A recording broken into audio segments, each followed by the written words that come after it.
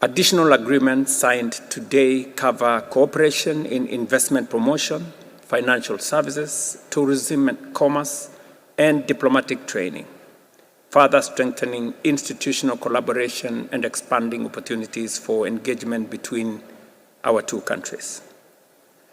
These agreements are instruments of action that reflect our shared determination to deepen collaboration, expand opportunity, and deliver tangible benefits to our peoples, and we are fully committed to ensuring their effective implementation.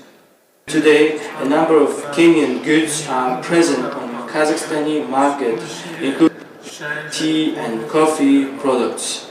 This can be seen as a reflection of the stable trade relations established between the two countries.